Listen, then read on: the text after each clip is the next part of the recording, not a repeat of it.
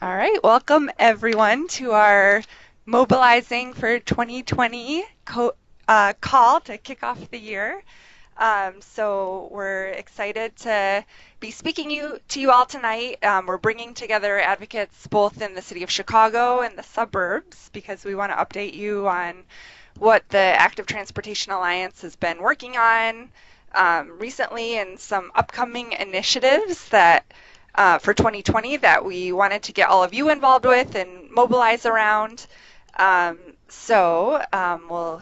get this started. So the agenda today, we're going to start off with some regional information about what's going on with suburban policies, and then update on the Capitol bill, which a lot of you probably know a lot about. But we want to give you the latest update and remind you what happened.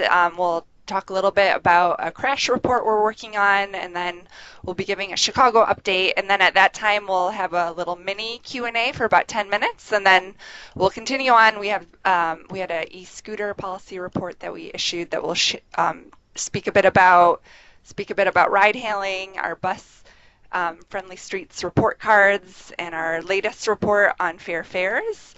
And then we'll end with upcoming events and ways you can take action, and then we'll end with a larger Q&A for any questions or if any of you want to share anything. And if you are watching this webinar on your computer and live, there is a little comment box, so feel free to, if you have any comments or questions, you can type something in the comment box, but otherwise we'll have the Q&A for discussion. So just who we are. So I'm Maggie Mullen, Advocacy Manager, and we have two other Advocacy Managers here. We have Julia Gerasimenko and Linda Lopez. And then we also have our campaign organizer, Robert Schultz. So we'll all be speaking about some of the different projects that we're working on. To start, we'll go into our suburban policy and Capitol bill update. So complete streets, these are streets that we want to see more of in our region, streets that can be safely crossed and traveled upon, or alongside by all road users, so not only people walking, or not only people driving, but people walking, people biking, people taking transit. And a complete streets policy can help ensure these principles become part of the transportation network. So we try to keep track of policies around the region, and the complete streets policy, we're up to, in Chicagoland, we're up to around 43 complete streets policies, and we want to see all 284 communities in our region adopting a policy. So this is something we're working on, but this past year there were a few new policies so for example, Beach Park up north, Warrenville in the west, and Robbins, University Park, Burnham in the south, and a few others. So there were some good, more progress than the last year. Active transportation plans, so these map out where do you want to see your bike lanes, your sidewalks, your trails, how do you make a transportation network. And we have around 74, 75 of these plans in the region as far as we know. So we're also trying to push and help communities create these plans. So I wanted to briefly discuss our last year's goal to get $50 million in state funding for walking, biking, and trail projects in the Capitol bill. And I would imagine a lot of you on the call today were involved in some way or know about this, but just a little recap. Why did we focus on this? Because we looked at all of the applications for walking and biking projects for federal dollars over the last 10 years, and we found that there were a lot of projects that communities wanted to see, but there just wasn't enough federal funding available. So what we did is we hired a campaign organizer, Barb Cornu, and she developed relationships with state legislatures and found a lot of champions throughout the state to kind of, you know, get people on board about we need to invest in walking and biking. We hired 2 lobbyists to work in Springfield. It was Elaine Neckritz, who is our former Illinois state representative, and her partner John Amdor, and they were an important key to getting more people in Springfield on board. And then all of you were involved. We had close to 3,500 emails sent, calls, tweets sent to our state senators and representatives, and several of you filled out witness slips once we've had some bills that we're trying to get passed. So thank you all for being involved, and it made a difference. You emailed, you called, and you met with your elected officials. And then what we saw is we had some victory. We won. We got $50 million for walking and biking, and it's annual. And we're super excited about this. And the money is going to be provided through the Illinois Department of Transportation, so IDOT, through their program. It's called ITEP. It stands for Illinois Transportation Enhancement Program. And one thing that we were really focused on was making sure those funds were going to be going to higher need communities. So in the bill, 25% of the funds are set aside for higher need communities, and there will also be a sliding scale for the local match, which is often 20% for these types of grants, which is many times unaffordable to many communities. So we're trying to make it more accessible to more communities in our region and in the state. So what's next is IDOT is currently working out their funding guidelines. They're trying to figure out what does the cycle look like? How do people actually apply for this funding? What does it mean to be a high need community? And they have many things that they're working on. And we have staff here at Active Trans who are working with IDOT, trying to meet with them regularly to hold them accountable for what we were advocating for in the first place. And right now, as far as we know, the funding will be available in the fall of 2020.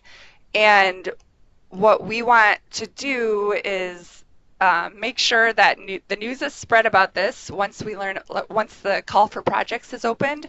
And we want to try to get as many communities in our region applying for that $50 million in funding. And we also want to assist communities in filling out the application or figuring out what projects they should prioritize. So we're hoping to organize some future webinars once we know more about the application process, which right now we don't have a lot of information, so stay tuned as we learn more, and we'll be hosting some more webinars, and we could definitely use all of your help spreading the word about the call for projects once it becomes available. Yeah, this is Julia here. Hey, everybody. So I just wanted to chime in as we kind of look ahead to 2020 and our state advocacy goals and webinars, more opportunities to educate you all and kind of build our people power. I recently participated in a Illinois Environmental Council webinar on how to win friends and influence decision makers, and a key point that they made, by the way, those webinars are open to everyone, so would recommend them as a fantastic resource as well. But they recommended building relationships with elected officials, kind of not when you need something from them, but just kind of as a regular ongoing thing. So we're going to be diving into how to kind of build those relationships and strategize around that, and maybe do some power analysis on a webinar in March. So stay tuned for that. One more thing I learned on that webinar was that oftentimes votes that these elected officials take are often based on values, relationships, and beliefs, not on facts and figures. So we always come prepared with our facts and figures, but the stories are really impactful, figuring out what the values of each of the elected officials are and building up those relationships over time is something that we're going to be prioritizing this year.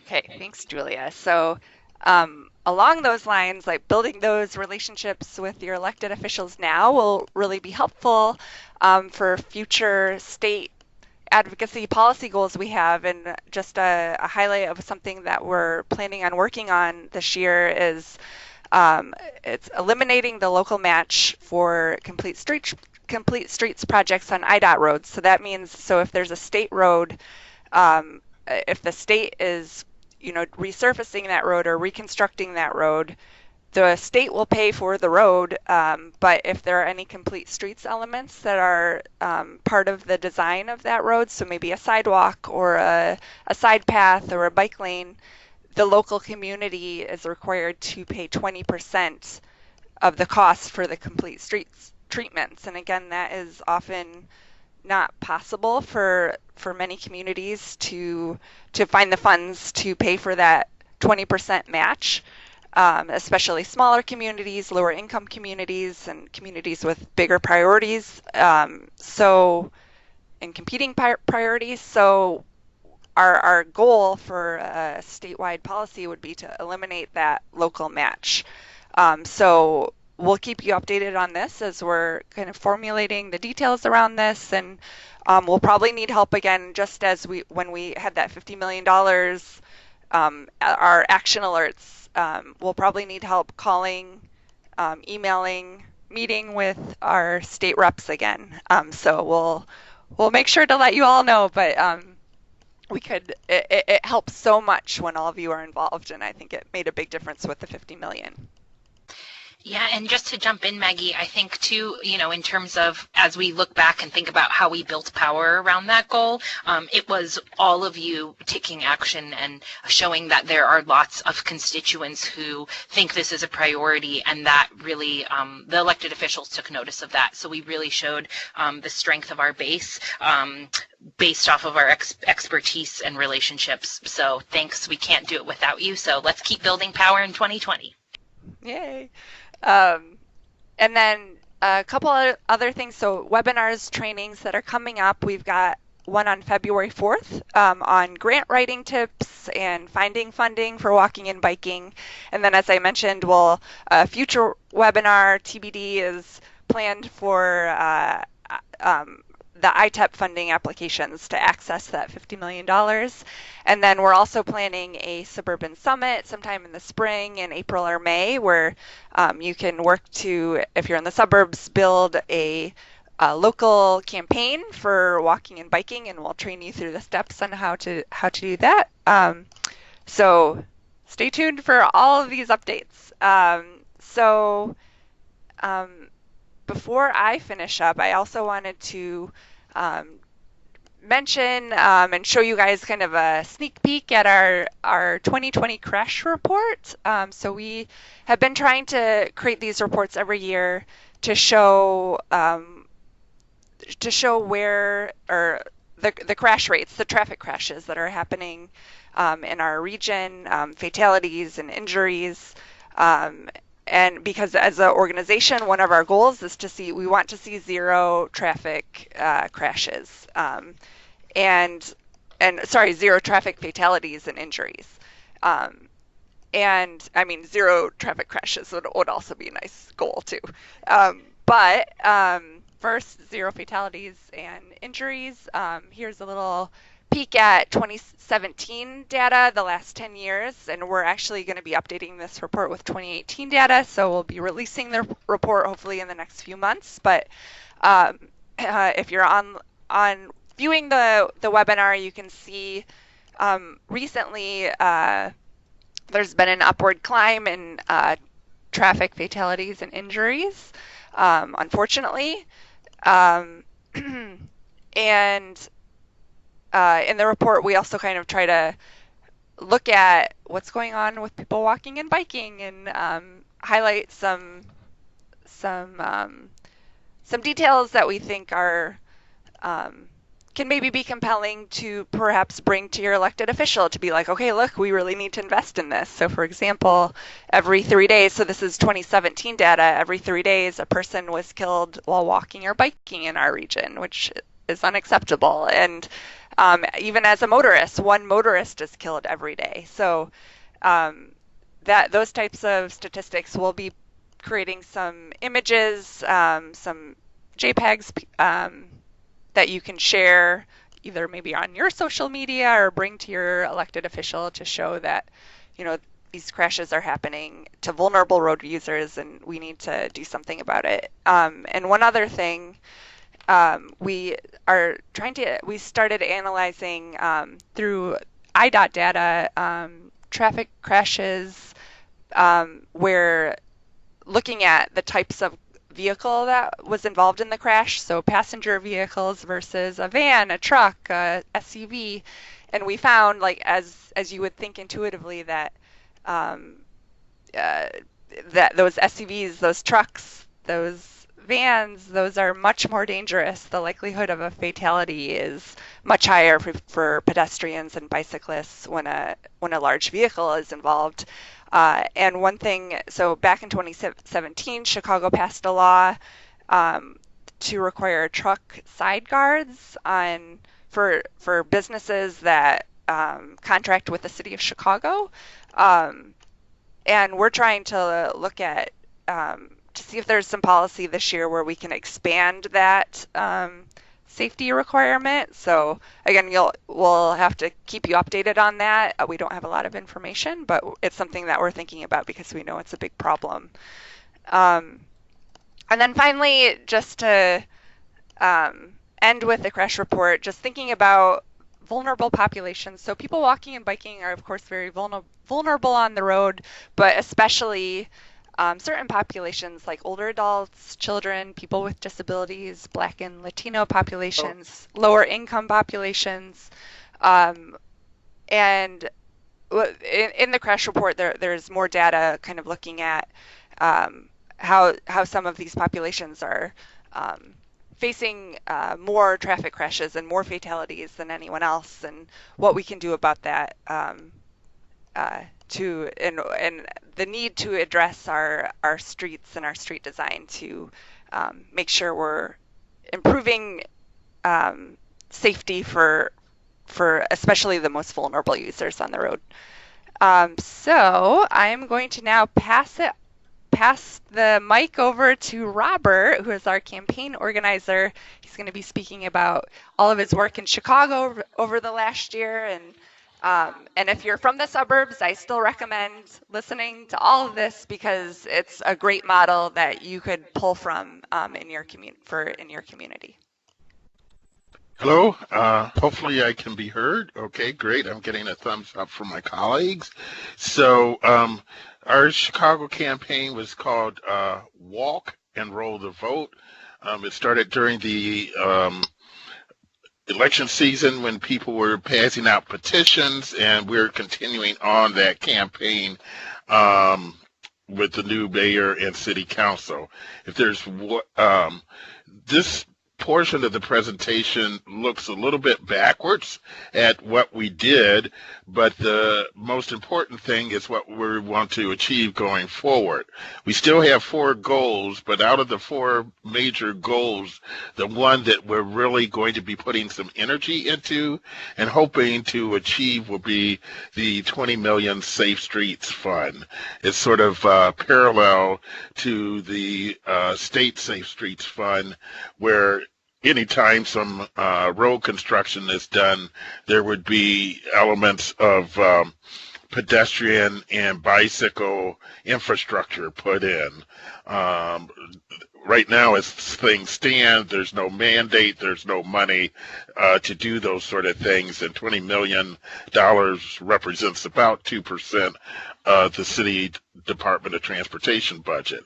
But even though that's our number 1 goal, the other 3 goals are still very important, though they'll unfold over a longer length of time, and that's 100 miles of new bikeways, 50 miles of bus priority streets, and a continuous Chicago River Trail.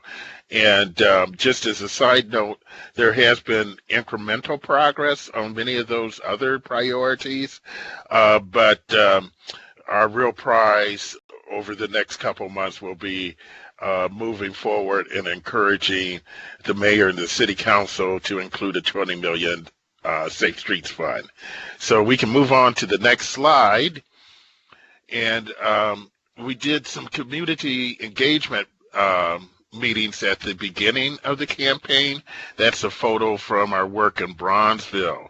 And even though we were doing citywide work, this is an event that might be able to be replicated within a ward or a community, gathering some like-minded people and figuring out ways to better engage your aldermen or other city officials around these big four priorities. So we can move on to the next slide.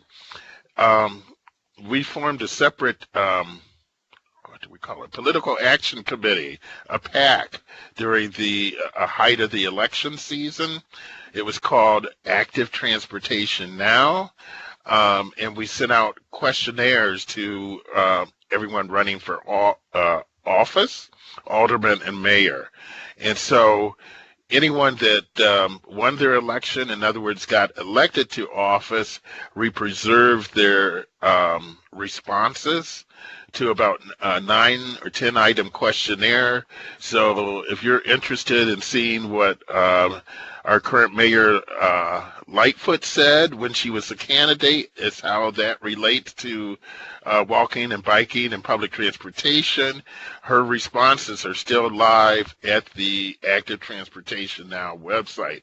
And in a similar fashion, some of the other people you'll see on the right-hand side, Felix Cardona, Walter Burnett, Alderman Garza, Alderman La Spada, all those people's campaign responses with regard to walking, biking, and public transportation are still live at that website. So that's a screenshot of the website.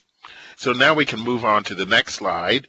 If you recall, we had a very successful event when there were about a dozen people or so that made it to the ballot for mayor. We held a bus riders forum in Pilsen. We had an overflow crowd. You see me on the left-hand side, and then on the right-hand side, there's, if you can see it well, Mary Wisniewski from the Chicago Tribune, whose beat is transportation, and she was talking with Cook County Board President Tony Preckwinkle at the time, who made it to the runoff, but as we know was unsuccessful. Two other things I'd like to highlight with that picture. Number one, we certainly want to be inclusive of everybody with our advocacy and making sure that everyone has access to walking, biking, and public transportation. So we, the woman on the left-hand side by the U.S. flag is a sign language interpreter, and hopefully that's the standard we'll keep maintaining anytime we do public meetings. The other note there with Tony Preckwinkle is she has put some money on the table to encourage a demonstration project with the Metro Electric. We don't have any real slides about it, but we're paying attention to that campaign. And if you're more interested in what's going on, certainly feel free to contact us after this webinar. So we can move on to the next slide. We did some in-the-field activities with aldermen. The left-hand side is with Rosanna Rodriguez Sanchez in the 33rd Ward. That picture is taken on the Belmont Bridge, where we hope to see some bike infrastructure eventually be installed there to make that Chicago River Trail continuous. In the middle, you'll see a picture of us with First Ward Alderman Dan La Spada, obviously a warmer time of year, and we're there at the Western L station. I mentioned that there's been some incremental progress. There are some bus priority red lanes near that L stop now on the blue line at Western. I haven't had a chance to check them out yet, but if you're by that area, look for them and let us know how that's functioning.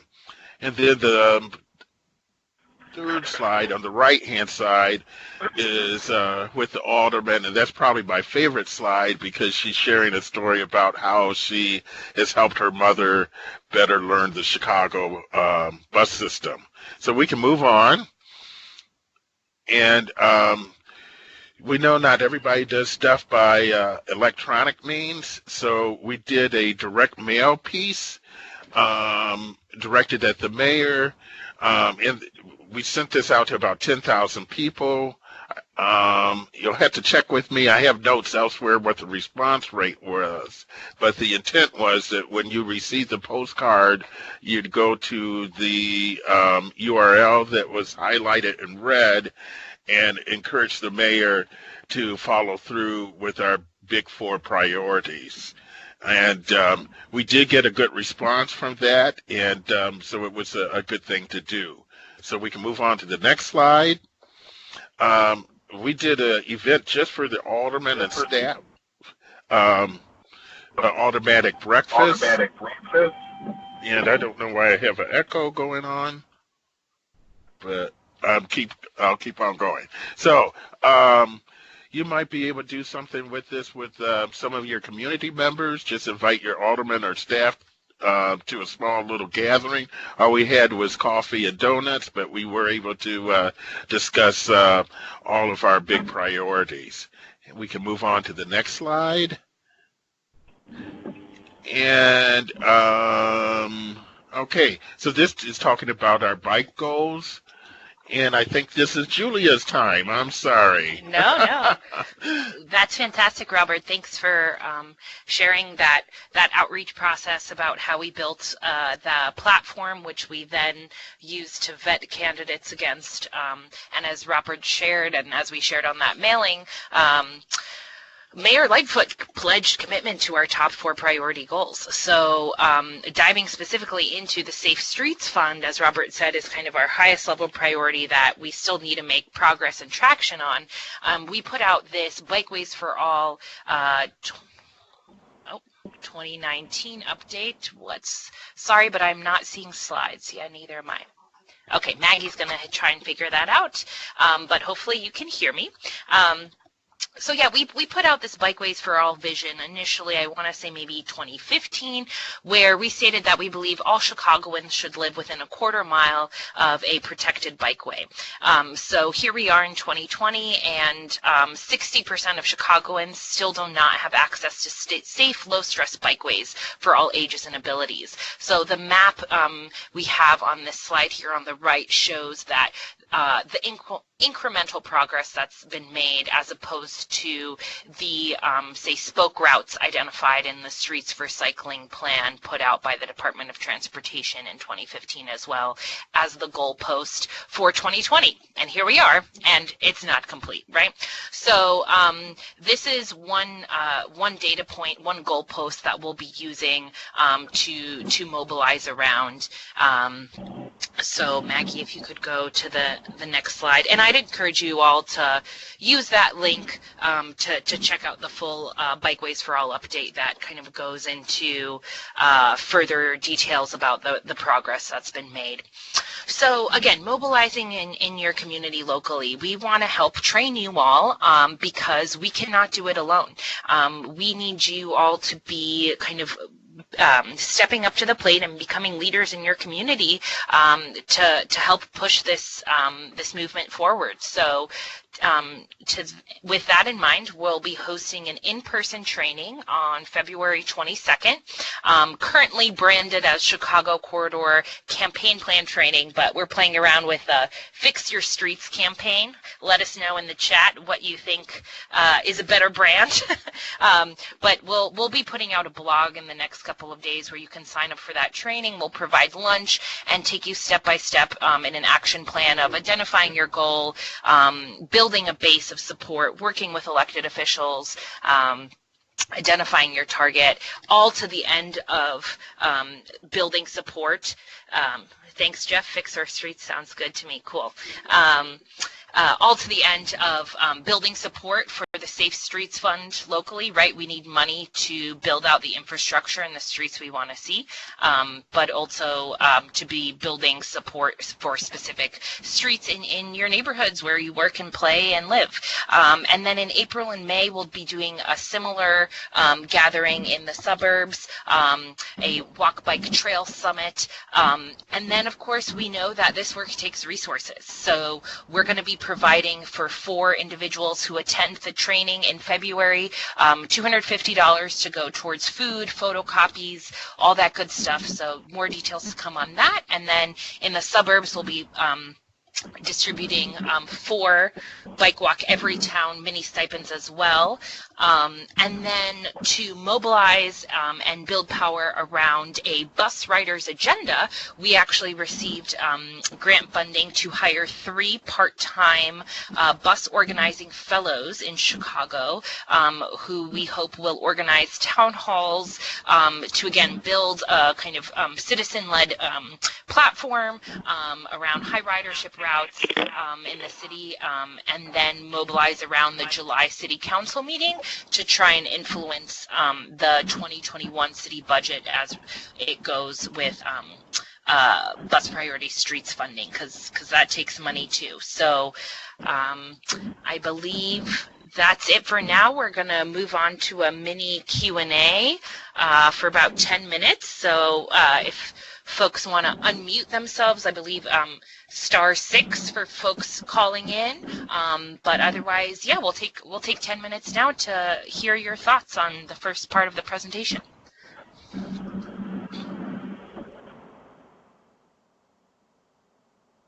Hey, thanks, guys. This is Patrick Shannon here.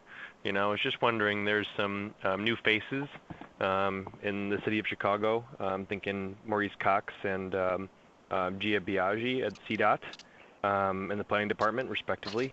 Have you guys reached out to them? What's the engagement plan kind of on that side? Yeah, great question. Thanks, Patrick. Thanks for joining tonight and for your thought. I'll just say that we have a meeting on the books with Gia. We're really excited about it. That was a first order of business as soon as she was approved by City Council. And then, Robert, you want to speak to Maurice Cox? Oh, I know more about Gia. Gia, who knows about Maurice? We're planning to meet with him as well. Right. Yeah. We have a date certain for Gia, which I believe is February the 4th. Maurice Cox is a little bit more popular right now and harder to schedule, but both individuals are on our agenda to meet with. Yeah, great. Sounds good. Yeah, you have some potential advocates there, hopefully, right? Yeah, we're really heartened by the work Maurice Cox did in Detroit around bikeability. So, yeah, and with Gia as well, in some of her press statements, just soon after and before she was appointed, she was speaking to bus priority streets. So we're really excited. She seems to get it.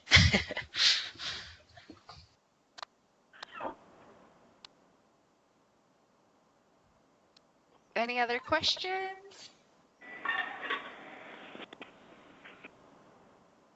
And what do y'all think of Fix Our Streets? Is that the branding to go with?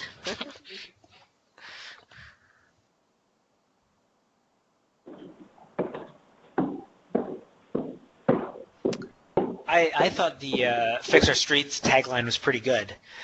One question I had actually way towards the beginning of the presentation is you talk about communities that have complete streets and the other policy was transit policy. Active transportation plan? Active transportation plan. Yeah.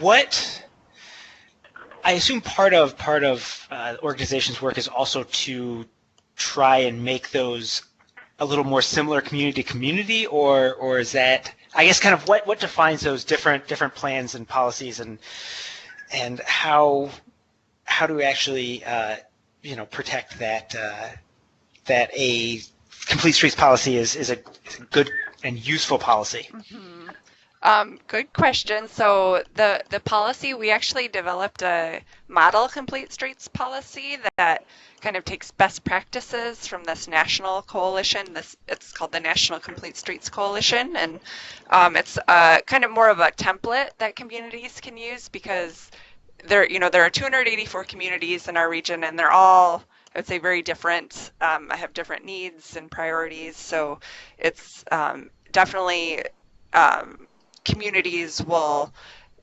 who have used this model policy or taken other policies will kind of tailor the policy to what works best in their community. We have a website, it's atpolicy.org, and you can see a lot of different examples of complete streets policies if you're curious to see how they vary, but there is kind of a standard formula. There's 10 different elements and kind of best practices for what should be included, or the concepts at least. With an active transportation plan, that's looking very specifically at your local community's roads and what makes sense. Like, where are the crashes happening on your streets? Where do you need treatments to make it safer? Where are there maybe missing sidewalks or like a trail that just dead ends, and what can be done about that? So that's very specific to a community, and having a complete streets policy and an active transportation plan. You're right that what can happen is the policy or plan can just kind of sit there and nothing can happen with it, but within the policy and the plan you can kind of add language to make it more actionable, try to like set up a committee. So several communities have bicycle and pedestrian task forces, and they're charged with trying to make sure those policies and plans are implemented. And also, in addition to that, just having a policy and plan, because it involves the community and it's a community vetted plan that can help you access funding. So there are a lot of like state and federal funding sources that if you have that plan and policy in place, it shows that your community has invested to a certain extent and is interested in improving the walking, biking, transit access environment. Like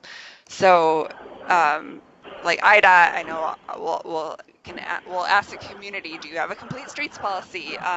There's a federal fund, it's called the Surface Transportation Fund, and several, the way that's distributed, points are given to communities that have complete streets policies now, and this is a newer thing. So if you want that funding for doing surface transportation projects, having a complete streets policy and showing that there's some complete streets element in your project can bring in more funding. So hope that answers your question. It does. I was nodding along, which does okay, no good. Good. Anyone else have any quick question? We have like a couple more minutes, I think, for the mini Q&A. I have a question. I don't know. Can you hear me? Or yeah. Yep. We can hear you. So this is Sam Block, and I have noticed excitingly that several gaps in the Riverwalk have been closed, and it feels like over the last couple months. And maybe in part due to it being winter, there hasn't been as much fanfare as I feel like some of these openings deserve. And I was wondering if Active Trans was planning on doing any events, when it warms up a little bit, to celebrate these openings and, try to get more people to be aware of them and excited about, the Riverwalk. Yeah, that's a great idea, Sam. I'm glad you're speaking to that. One resource that we also have, we usually give out funds around Bike Week, and that's just a great time. We're already getting some press and kind of knowledge sharing around that time, just attention in general. So I think Bike Week might be a good time for us to either highlight that when we're putting out the Bike Week stipend application for community orgs or individuals, separate from the corridor spotlight stipends and the Bike Walk Every Town stipends. Or we could potentially do a Bike Week pit stop or something like that. So I think maybe around Bike Week we could do something, but that's off the top of my head, just in response to you. Oh, and another thing I know is that we have funding secured to do a study for the South Branch between Ping Tom Park and, what's the southern terminus? I think Pulaski might be a little far, but looking at and engaging with community stakeholders on the south branch of the river to kind of help continue building out that vision further south as well. So stay tuned for more on that. Cool. Thanks. All right, I think we'll close the mini Q&A so we can share some more information with you all, and then again we'll open it at the end to a larger Q&A start thinking of questions, or we would love to hear what you're up to if you're doing something in your community. So who is next? It's Julia. All right. Me again. Yeah, so again, this will be a little bit looking back, a little bit looking forward. So as most of you probably know, Chicago had a e-scooter pilot that ended in October 2019, and so we wanted to develop a policy position, not in isolation, but with the input of you all, our supporters, with community organizations. So we collected various points of input. We had a survey. For those of you looking at the slide, you'll see some high-level survey analysis for those calling in. We had about 1,500 respondents. 63% of folks who responded said they support a long-term regulated e-scooter sharing program. 91% support and the support rose up to 91% of those who self-identified as having ridden a scooter. So, just speaks to kind of the joyous, the feeling of taken one of those for a spin. But what we're really excited about is the potential to make first last mile connections in communities that might not already have great transit service or might not yet have divvy extended to their communities, as well as the opportunity to kind of leverage support for safe street infrastructure and what that might look like. So that we had the online survey, we had a community roundtable, which we hosted at the Northwest Side Housing Center in Belmont-Cragen. The groups that participated in that roundtable included the Consortium to Lower Obesity in Chicago Children, Garfield Park Community Council, Six Corners Association, Streets Blog Chicago, West Central Association, Westtown Bikes, Westtown Chamber of Commerce. We also had some residents of the priority pilot area, one of whom was a juicer for Lime scooters, somebody who every night went and collected the scooters and charged them and kind of spoke to the not so great working conditions of the gig economy that the gig labor that he was a part of, but we heard a lot about how there was no safe infrastructure on the west side for people to ride in, and that was a major problem. But again, at the roundtable, there was only one person not in support of a regulated long-term e-scooter sharing program for the city. And then we held a scooter feedback night for members and supporters. More than 80 people came out.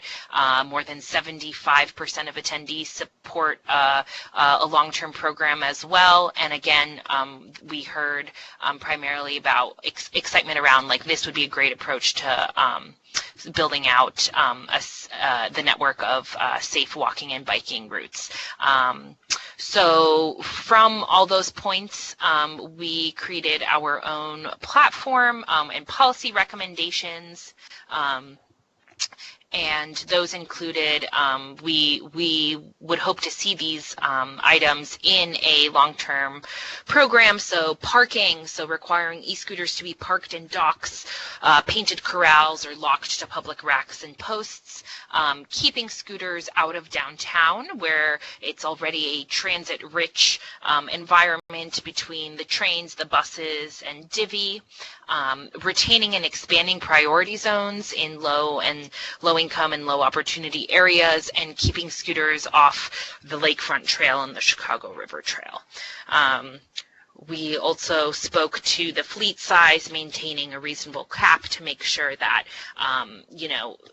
the rebalancing efforts were manageable, requiring vendors to deliver community benefits and community oversight, and making sure that community groups and stakeholders were at the table in developing what the long-term program could look like, making sure that the cost of the scooters were accessible for folks who might not have credit cards or smartphones, making sure they're able to access the scooters, further incentivizing trips to and from transit stops. A lot of the e-scooter data shows that they were a fantastic first last mile connection. That's primarily how they were used, and then dedicated revenue to continue to build out that safe streets infrastructure.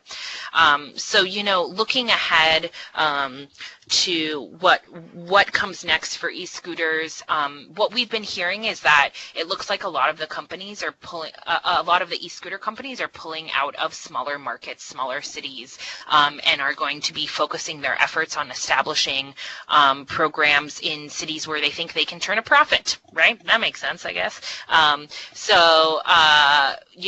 We expect to be hearing more from the Department of Transportation on what a long-term program could look like in Chicago. We also wanted to update you all in terms of Divvy expansion.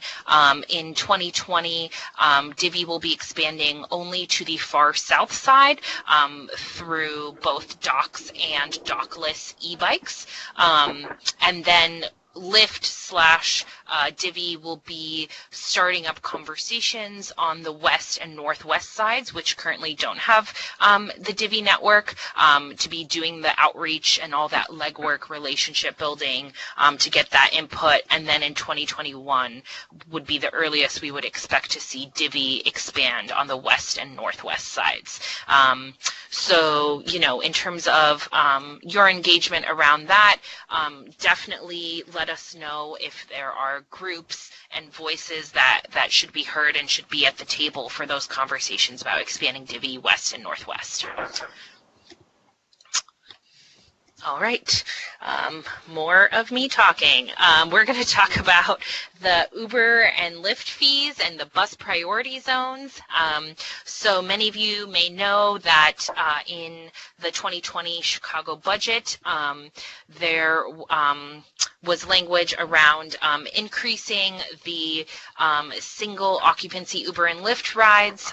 So we were the first in the nation to have any kind of fee on Uber and Lyft rides for the passenger to pay. And then in the 2020 budget, the solo ride fee was increased while the shared fee was actually decreased from what it was before. And what we were really excited about and really want to kind of acknowledge as a win for us is the connection to bus priority zone revenue. So that revenue raised from the Uber and Lyft fees will be going towards building out bus-only lanes, transit signal priority, and exploring congestion pricing study.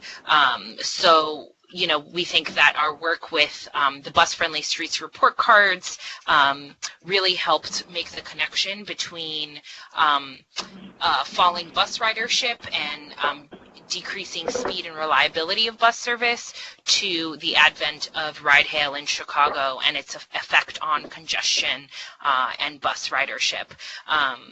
And for the data nerds in the room, I just wanted to highlight this report that the city put out in collaboration with CTA to kind of make the case for the fee structure and putting the revenue towards bus priority zones. So here you'll see for folks calling in, we have a slide that just shows the dip in weekday CTA ridership totals in the Loop near Northside, Lakeview, Lincoln Park, near Westside and Westtown, and they range between a 5% dip in ridership on CTA buses in those areas to 8%.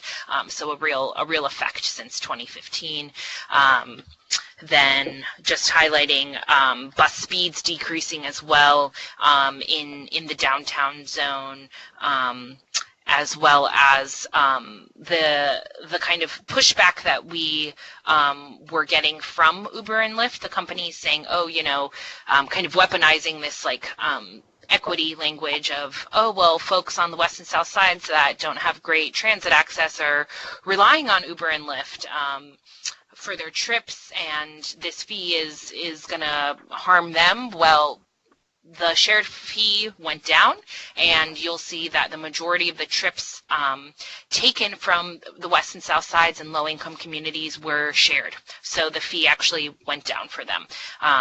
So that's just a bit of data to speak to, making the case around that fee structure.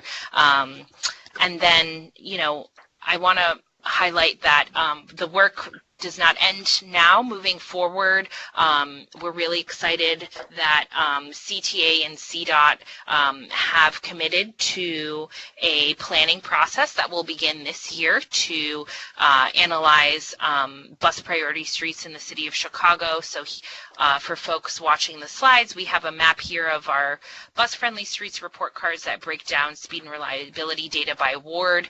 We do not think CTA and CDOT will be taking such a granular approach to their outreach, but probably kind of more community area based or regionally. So we'll be sharing out any info about ways to get plugged into that process, but it's going to be really important for folks to show up to that engagement, be engaging their aldermen around that outreach process, and we've been invited to sit on the steering committee for that, and so we'll let folks know if they're what the opportunities are to get plugged into that. But we're really excited that once this plan is at least in place, that'll also unlock various funding sources to actually then build out those bus priority streets as well. So first the plan, then the building. To move right along, we have another slide here that just shows two examples of the bus report cards. Robert's making his way through meeting with all of City Council. Many of you on the call have been joining for those meetings or those bus ride-alongs, but if for any reason you think, oh, maybe my alderman hasn't seen the ward's bus report card or the high ridership route report cards, please get in touch. We'd love to help you set up a meeting and share that with them. And yeah, moving right along and again thinking ahead to 2020 and how we can be mobilizing around winning big for buses in Chicago. The CTA and CDOT planning process will be critical, engaging with that, as well as our kind of plans to hire 3 bus organizing fellows. So we'll be recruiting fellows in the next month or so. Each fellow will be responsible for organizing a town hall in May or June, with the hopes that they will then mobilize the attendees to show up for a rally outside the July City Council meeting to then influence the 2021 Chicago City budget, whether that's calling for increasing the Uber and Lyft fee or some other funding mechanism. We're hopeful that these town halls will help us create a bus riders agenda that we can carry forth and advocate for it to be reflected in the city budget. So really exciting time to be a bus rider in Chicago, I'd say. And then another thing we wanted to flag that we've kind of heard through our relationships with CTA staff is that the CTA feedback form is actually a really helpful way to influence the CTA budget and agency priorities.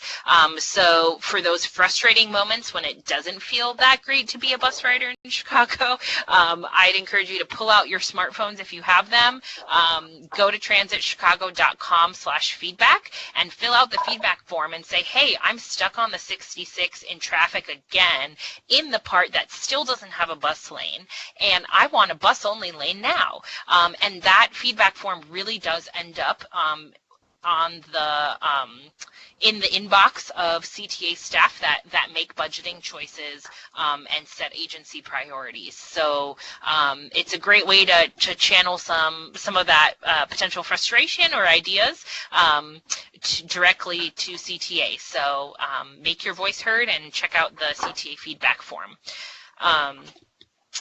And just one other way to plug in and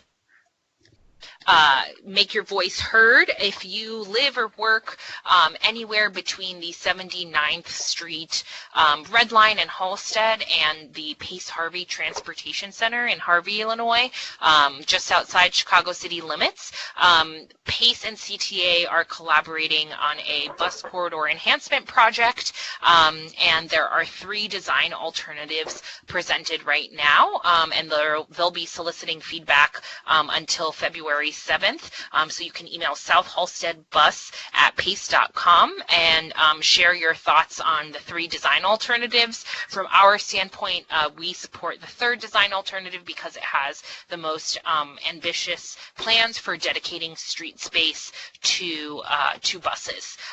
So that's it for me, and I'm going to hand it over to my colleague Linda to talk about our newly released Fair Fares report.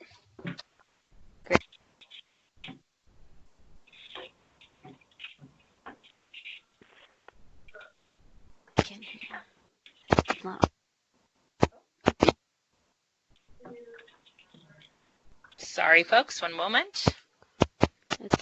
Can you hear me? Yes. Yeah. Okay. I think the volume.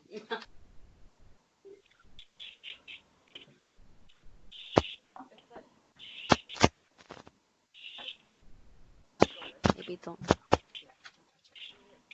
Can you hear me? Yeah. Okay. Okay, great. Then I'll just sleep.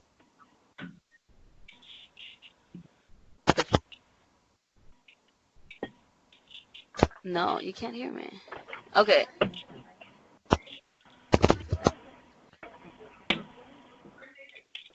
Sorry, folks. Microphone issues. Okay. Okay, great. Hi, everyone. This is Linda, and I'm going to be talking about the Fair Fares Chicagoland report, which we released in November of last year.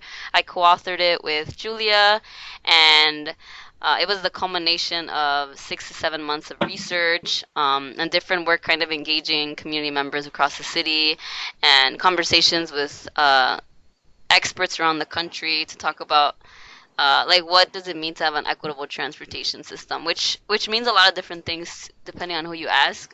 So we wanted to think about who's often left out of conversations around transit equity, and which is reflected on our process of putting together the report. Our report included interviews with transit riders, specifically low-income transit riders in different parts of the city. For example, the Southwest Side. We also interviewed residents on the far South Side, and we also hired canvassers to go into the South and West Sides to target key communities that are often not represented in these conversations. And we were able to collect around almost 700 surveys that were included in our report. And in addition to that, we also conducted research. So we looked at different cities and what are different people doing around fare equity. For example, Sacramento right now is piloting a free fares for youth program, and that's one of the things that's included in our report. For those online, our next slide has some of the data for on our survey. So with the Great Cities Institute, um, so with the Great Cities Institute at UIC, we were able to put together the survey data that was collected through the canvassers that I mentioned that went to different communities around the city. And we were able to highlight some of the key components of the survey data. Those of you that are able to see the slide, some of the highlights were, which I thought was a really compelling statistic, was 93% of respondents making 25,000 or less a year said they would likely use trains or buses if the cost is lower. In addition to that, 60% of respondents making 25,000 a year or less said that in the past year they or a family member had been unable to afford bus or train fares. So those two data points really speak to how affordability could be a barrier to some people, though it might not seem like 225, 250 for bus or train fare might not seem like a lot to some people, but thinking about for who it might be a barrier for who it might be a barrier to access. So that was really important for us to highlight. In the other slide, another data point that was really important in our report, 60% of respondents were unable to look for a job further away from where they live because of the cost of train or bus fares, which speaks to how transportation is very tied to employment patterns and what opportunities you're able to access depending on where you live and what transit is near your home. And another data point, 21% of respondents reported having hopped the turnstile or asking a person to swipe them through at a CTA station, which speaks to one of our recommendations in our report that we think we should decriminalize fare evasion, particularly because it penalizes people that are unable to pay fares, and it also ignores systematic issues that are keeping people from accessing transit in our city. Sorry to interrupt. We're hearing some background noise. If folks could just remember to keep their mics on mute, that'd help just with sound quality for those listening in on the recording. Great, thanks. In our next slide, this is Yolanda Cruz, one of the residents that we interviewed for a report, and Yolanda lived on the far south side of the city in Jeffrey Manor and commutes to her job as a home caregiver in Hyde Park. And she buys a weekly pass every week to avoid buying a monthly pass, which is $105. And she mentioned how buying a monthly pass is very inaccessible to her. It's too costly, so she ends up paying more over the month because $105 for her upfront is too big of an expense for her. So stories like her were really important in putting together a report because they spoke to some of the policies like fare capping and discounted fares that we included in our report.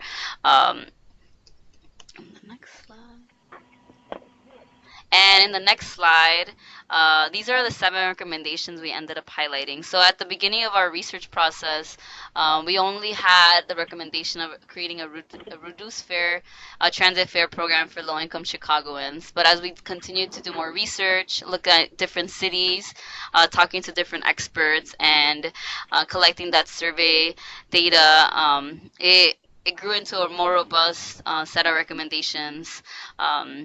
So the first recommendation was the one that we started with, was to create a reduced fare program that would provide a 50% discounted fares for residents on CTA, Pace, and Metra for residents Cook, Lake, McHenry, DuPage, Will, Kane, and eventually Kendall County. Our next recommendation was to reassess the fare box recovery ratio. And for those unfamiliar with the fare box recovery ratio, it is essentially the percentage of an agency revenue that is dictated must come from the fare box, meaning what riders are paying. And this creates an incentive to increase fares if ridership declines, and may limit the innovations agencies are willing to undertake because of concerns of declining revenue. Our next recommendation is to integrate fare collection. We want CTA, Pace, and Metra to integrate fare collection and incentivize transfers between the 3 agencies.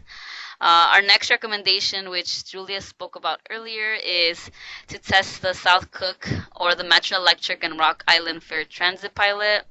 Local residents on the south side have been advocating for increased frequency, reduced fares, and free transfer CTA and PACE. Our next recommendation, as I spoke about earlier, is to decriminalize fare evasion on CTA, PACE, and Metro. With high-profile cases of residents facing brutal treatment across the country by transit police, we think it is important to set a precedent of not criminalizing fare evasion, particularly when there are barriers to access such as cost. Our sixth recommendation is to implement fare capping, which speaks to the story that I mentioned earlier.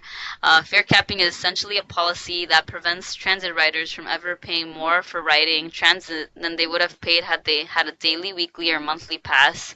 A policy like fare capping enables us to eliminate barriers for low-income Chicagoans and also prevents us from continuing to penalize people that are unable to pay. So if unable to pay upfront for a pass, particularly a weekly or monthly pass, riders may end up paying more over the course of that time span. And our last recommendation is to implement free fares for youth.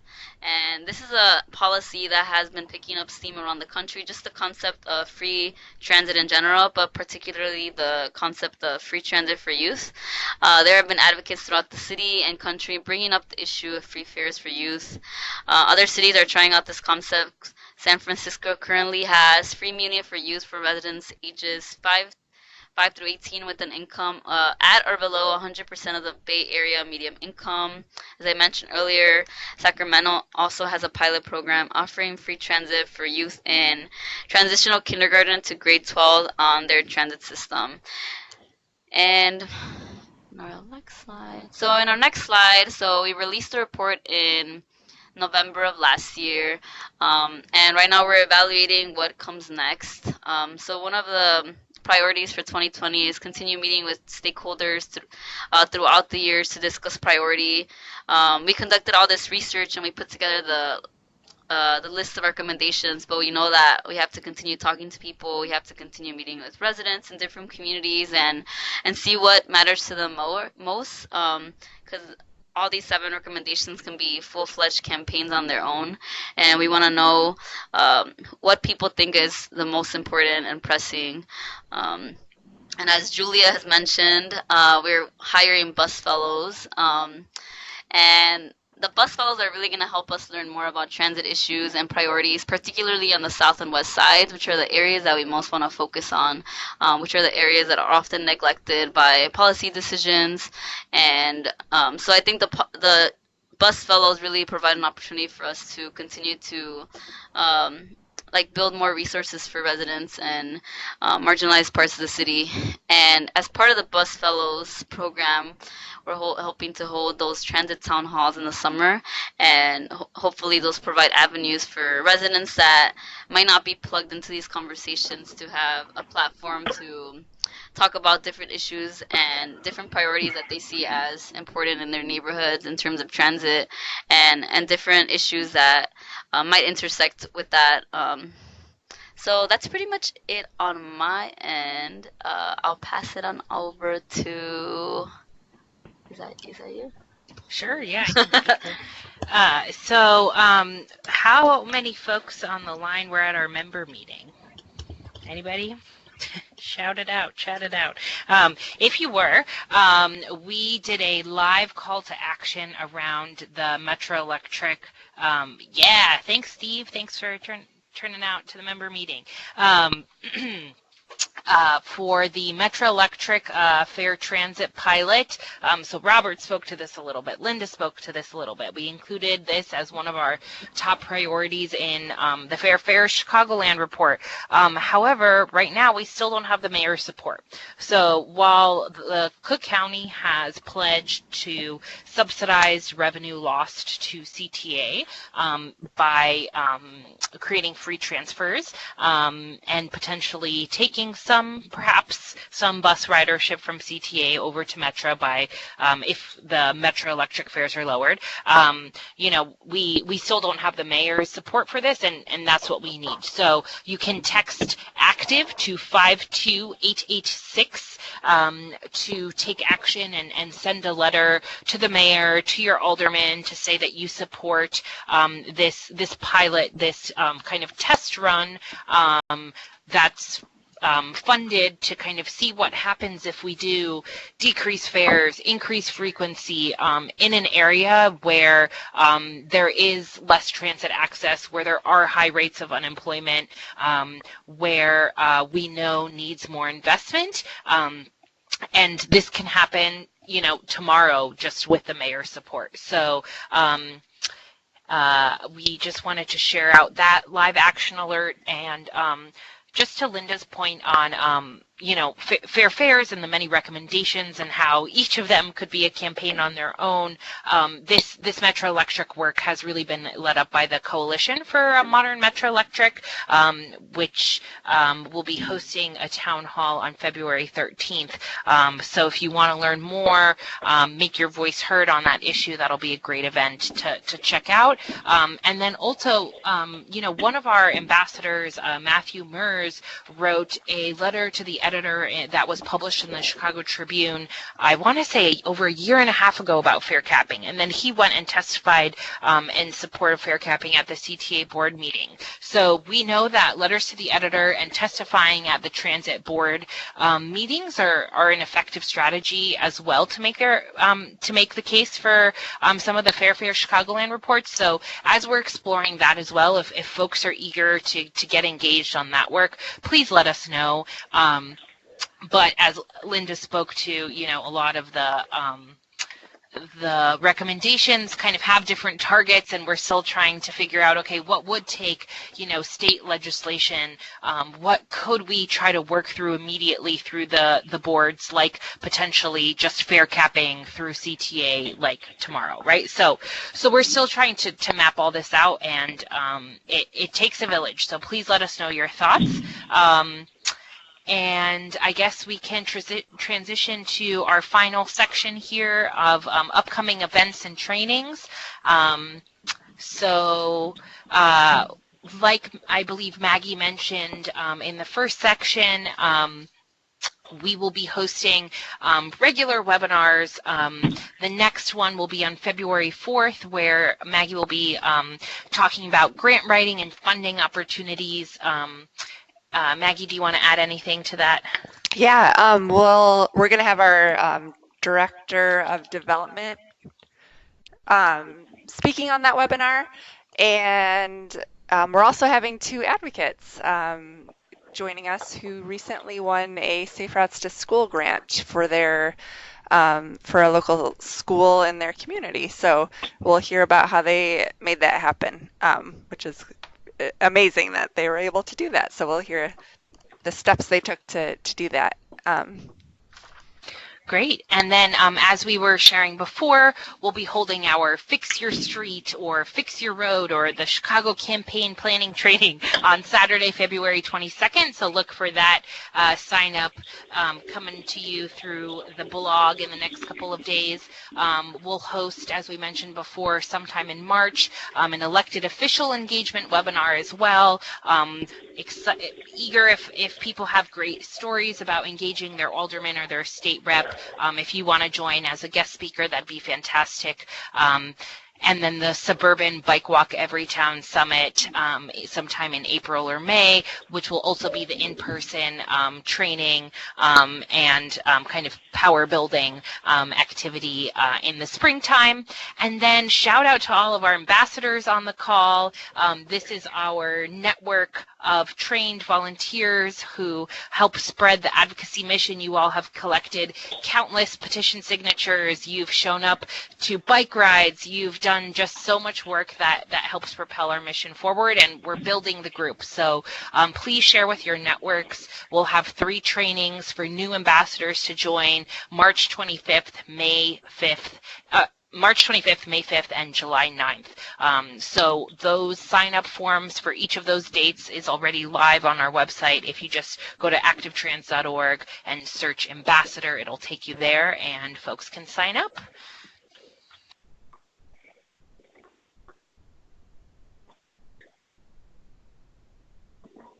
All right, so events that are coming up. Tomorrow, we've got our winter bike rally in Daly Plaza, so please join us. There'll be 10 or 12 different sponsors there handing out free goodies.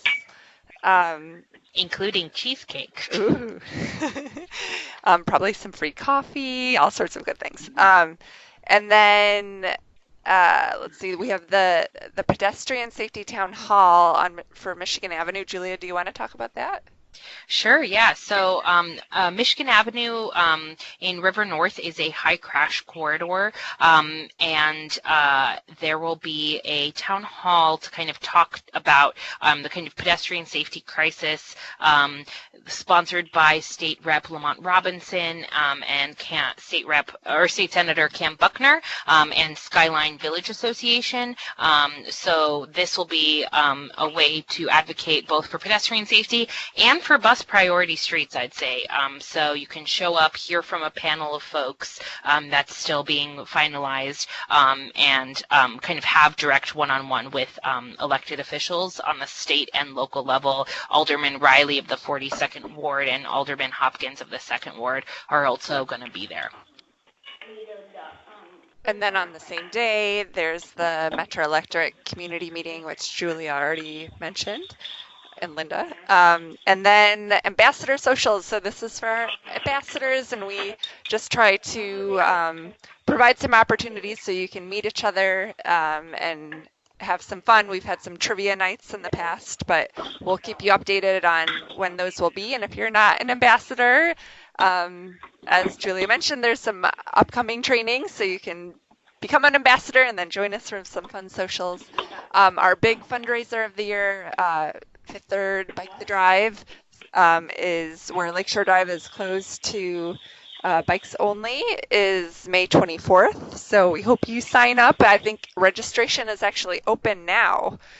Today is the first day. So this is the best time to sign up because it's the best price. So we would love to have you join us for Bike the Drive. And then later on in June, we have our Bike to Work challenge and our bike week, and Julia was mentioning those stipends, so we'd love to, if you're in Chicago, love to get you plugged into that and involved, and also bike to work, and in the suburbs too, you can bike to work during that week, and some suburban communities celebrate Bike Week or Bike Month in May as well. So, and then finally we have our Boulevard Lakefront Tour bike ride, which will be August 9th. Yes, and if you can mute yourself, we're getting a little feedback. That would be wonderful. But anyway, so last thing, so taking action before we jump into Q&A. So we just recommend, we'd love to have you join our trainings, our future webinars. It's great to interact in person, so we hope to see you in person at some of those events, or on the phone too. You can create a campaign for your local community, for your neighborhood, for your municipality, on anything that you think is important. You can get prepared to mobilize for some of the upcoming policy priorities that will be launching in 2020. So and mobilizing, that would be sharing information with others, with your network, emailing your elected officials, calling them, meeting with them, and doing it again. And then submitting feedback on CTA's bus feedback form, as Julia spoke about, that can really get issues to their attention, and I think sometimes giving positive feedback is also good. So be like, I love bus only lanes, and let them know that, and they might prioritize that. So And then also the Halsted Bus Project. If you're in that area, giving feedback on what you'd like to see and what your vote for the design ideas that have been created. And then we also recommend sign up with your or go to visit your local elected officials website, sign up for their newsletter, follow them on social media so you can stay in the loop, get to know them, build a relationship, and then finally, don't forget, if you haven't already, to text ACTIVE to 52886 to show support for the Metro Electric pilot. And now, oh wait. Oh, yes, this is just our all of our social media accounts. In case you're not following us, there's lots of places to stay up to date. But now, Q&A time. So if anyone has any questions, we're willing to stay longer if you guys have lots of questions. But yeah, feel free to ask away. If you have any thoughts on what Fair's report items that you would love to see be a focus initially, let us know. If you like Fix Your Street campaign, let us know. Or if you want to share what you're doing, we'd love to hear that too. So. Well, this is Jeff Balch in Evanston, a member. I wonder, can I jump in with a quick question? Of course. First, I guess I should preface this just saying thanks. I really appreciate all that you're presenting. Yeah, thank you. You mind if I cycle back a little bit to when you were talking about letters to the editor? Oh, sure. I'm wondering what your thoughts are on what's most effective. Is it best to just go with a personal statement, or is it best to sign that you're a member of an organization and give a little bit of context that way? And if it is better to identify yourself as a member, would you all want to see a letter before it's submitted? Great. Thanks for that question. What was your name? Jeff? Jeff Balch. I'm an APA member and member of other groups in Evanston. Wonderful. Yeah. So I think when it comes to letters to the editor, if they feel like you're pushing an agenda, or sorry, I'm hearing an echo. I don't think it's my end. Okay, gotcha. So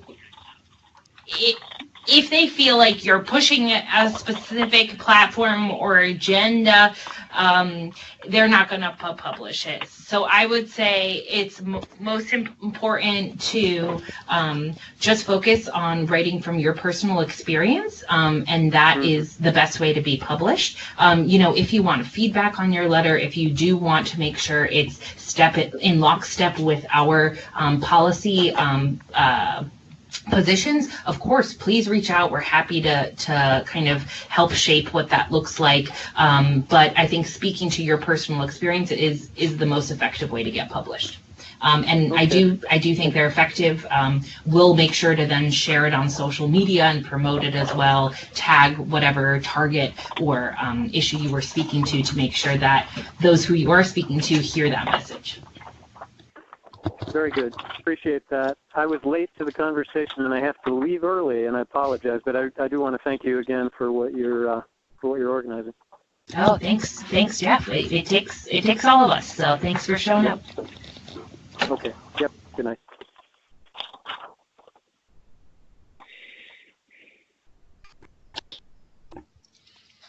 Anyone else? I had one question. You talked about Fair's initiative, and it's a little concerning because at the same time there's been. I can't hear anything. I couldn't hear anything anymore. Wait. Sorry, one sec. Okay. Your computer is on. We can hear you. Wait, one thing.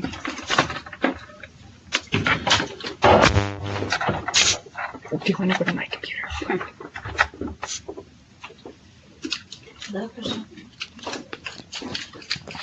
All right, go ahead, Sam. Okay. At the same time, there is more and more talk from Metro about cracking down on fare evasion, and so I would think that would be a very timely thing to include, particularly when you start looking at the percentage of people who evade fares is fairly minimal. Yeah, definitely. And Julia just authored op-ed this week about that. Oh, okay. Julia, did you want to speak to that? I don't know. I feel like I've been talking too much. We love hearing you. Oh gosh. Okay. So check out the Chicago Sun-Times. We are concerned about it. We're concerned about Metra exploring going cashless as well, and we're wondering, is Metra actually doing an equity analysis to assess the potential impacts of these decisions, and then also acknowledging that transit agency resources are limited, so why put that behind the resource-intensive staffing of more Metro Police when, our FOIA data shows that there were only 43 arrests between 2016 and 2018 of fare evasion, right? So, why throw so much money at something that is most likely a product of institutionalized racism and poverty, right? So what we would rather see is Metro exploring tap-on, tap-off payment at their stations. And how to actually fully integrate their fare collection with CTA and PACE, which is actually written into state law, but has this little workaround of the Ventra app on your phone. But then again, not everyone has a smartphone, right? So we're concerned, and we've reached out to Metro, and we're hoping to hear back soon about what kind of equity analysis they did before they made these statements, and are considering either testifying at Metro Board or doing some sort of action alert or something like that to kind of put more pressure on them. So if you have thoughts, we're eager to hear them. And Linda, please add anything else if I missed anything. Yeah, I think you made a really good point about it being a symptom of institutionalized racism, and I think that's a really important part to consider, which I think Metro isn't addressing with cracking down on fare evasion. I think it is a way to ignore addressing more systematic issues. For example, why are people evading fares? Is there data about that? What are the barriers for people accessing Metro? Which I think are bigger questions, and I think could speak more to, in general, how we can have a better transportation system region-wide rather than penalizing people for not paying fares. How do we, how do we have broader conversations about, in general, how do we make it easier for people to access Metro and other transit systems in our region? And it's kind of clear that right now Metro is trying to operate as, just kind of serving the 9 to 5 suburban commuter, right? Whereas there's the Metro Electric pilot that could really help, working class people in a transit desert. So just kind of the way Metro's prioritizing their resources in general, we have lots of questions, as Linda said. Lots of questions.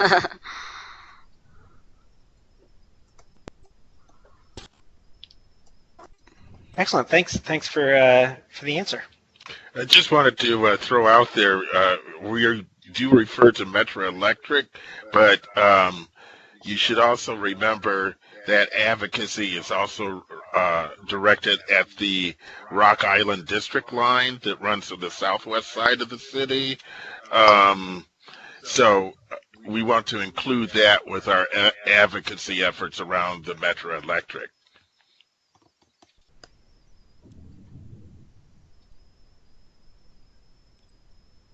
Any wins people want to share? Any items for feedback? People have ideas about launching campaigns in their neighborhoods. Any other questions for us?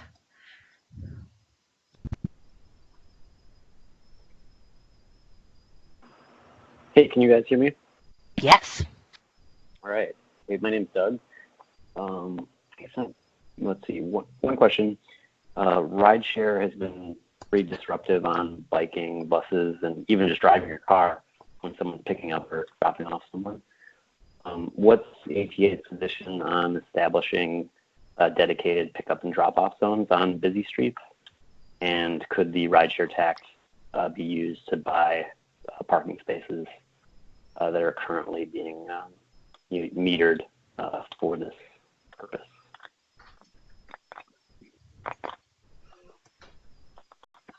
Yeah. It's on the table. I think part of the report that the city intends to do around rideshare will look at some of those issues, but we certainly like to see that explored, especially in the downtown area, because it really makes for a lot of confusion. But since we're in a data-driven society, we're really hoping that this report that some of the fees are supporting will address some of the options and that problem. We're also watching closely. Alderman Wagasback has an ordinance introduced that would put a cap on out-of-state ride-hail drivers and mandate an annual road safety training program for the drivers. So we're going to be watching that closely and scheduling a meeting with Alderman Wagasback soon to learn more and see if we can make that training program robust when it comes to people walking, biking, and taking transit. Cool. Let's see. Another question. We're doing participatory voting on our menu money and our award. Is there a position on whether we should be using menu money on things like bike lanes that in their nature connect, people in different neighborhoods? And should we be pushing for bike lanes to be part of an overall transportation budget? Hopefully I'm unmuted. That's part of the reason behind our Safe Streets Fund. If you delve into the stuff around menu money, it really doesn't go far.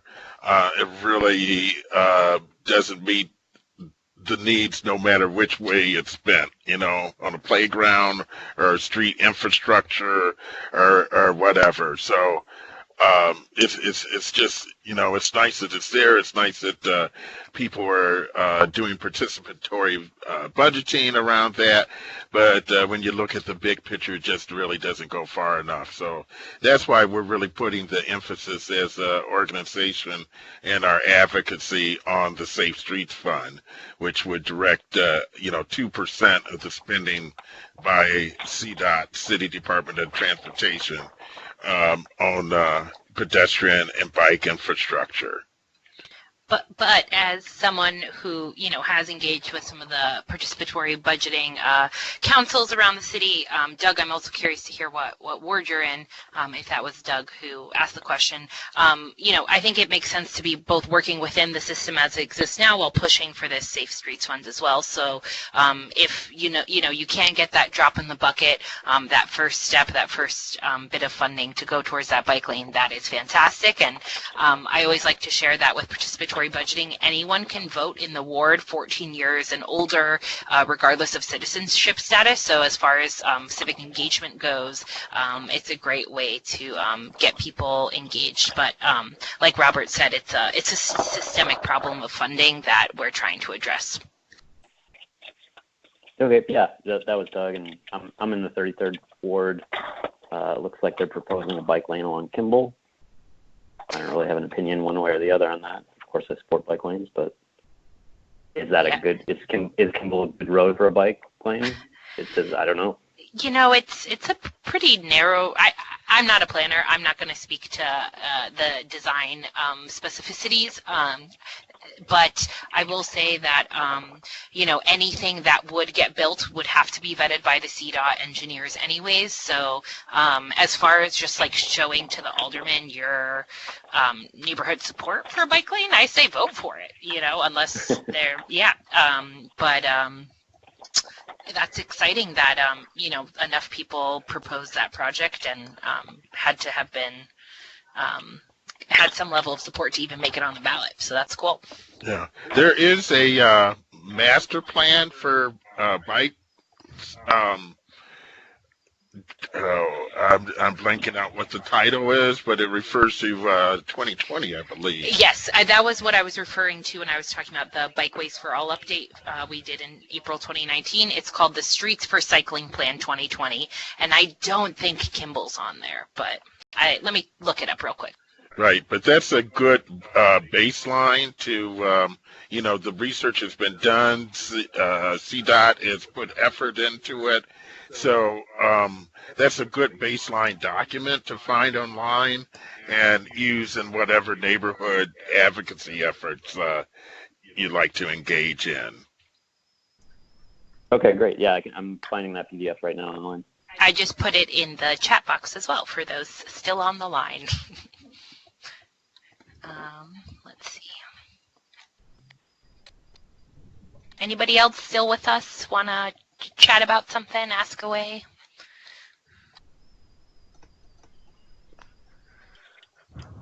If no one does, Doug's still here, and I can talk about this offline with anyone. But we're working on improving the intersection of Belmont and Kedzie, and would love guidance offline on trying to get accessible sidewalks, pigeon-proofing over the expressway viaduct, pigeon-proofing over the train viaduct, and in general, just improving the appearance and safety of that intersection. Oh, hey, Doug. So I actually pulled up the Streets for Cycling plan, and you know what? Kimball between Barry and Grace is a neighborhood bikeway route identified there. So I'm not sure if in the 33rd Ward PB, I believe that stretch falls in the 33rd Ward, but I'm not sure if that's the stretch that's up for vote in the PB process. When it comes to Belmont and Kedzie and making that kind of a safer pedestrian experience, is that something that was on the table for participatory budgeting as well? I did not see that as a choice. Okay. Yeah. Maybe the intersection is split by 2, maybe 3 wards. Oh, I see. And it seems to be the highway above overpass. Yeah. I would. This is right. I've stood at that corner a couple times recently in the last 12 months, so trying to catch CTA and stuff. And I would say a first goal would be just reaching out to your neighbors, or if that's a corner you utilize, reaching out to your husband, to folks that utilize first too, and then also if you can reach out to us and we can help you figure out which wards that is. But I think the first step is getting a group of people who share those concerns about that. And the pigeon issue. Yeah, right, the pigeon issue, I think, is well known. There was a state representative, I think it was Andretti, who was actually doing an interview at the Irving Park Blue Line underneath the freeway that has those similar issues. And he got targeted in the middle of the interview, so to speak. So, some of our officials are very much aware of that issue. Sorry, Doug, but you were saying the Avondale Neighborhood Association is the group that's already mobilized in support of this project, or this? That is the collection of concerned citizens, and then. Is that with Liz Musgrave? Is she part of that group? Yeah. Okay. Yeah, we're in touch with her, so we'll follow up with both you and her and see what else we can do. Great. Liz is actually 2 people from that organization. Liz, in particular, I think has participated in 3 meetings with Alderman, and 1 other person from that group has participated with a couple, but I think Liz in particular has met with us with Alderman Cardona in the 31st Ward, with Rosa in the 35th, and Villegas up on Milwaukee there. Is it Villegas or 36th. Yeah, I think it was, or 30th, Reboyers. Reboyers, right, right. So, yeah, she's somewhat engaged, and she's been very good at, to have at those meetings. Cool.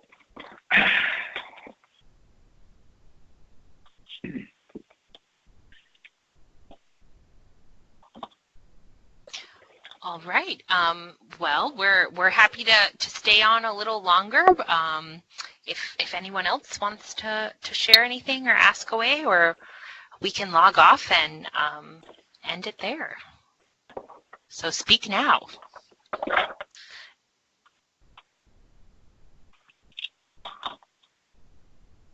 All right. Well, thank you so very much to all of you who are still on the line with us for coming or joining us this evening. We hope that this provided a roadmap to mobilizing with us. Like we said, you know, we're building people power, and we need you to be engaged and involved. And we're so grateful for all of the hours you've put in supporting us already, and we're so excited about working together moving forward. Anybody else have any closing thoughts? Or all right. Hold on. Safe Streets Fun. Yes. Safe Streets Fun 2021? 2020. We'll see. Great. All right, everybody. Good night. Thanks so much. Good night. Thank you. Thanks. Thank you much.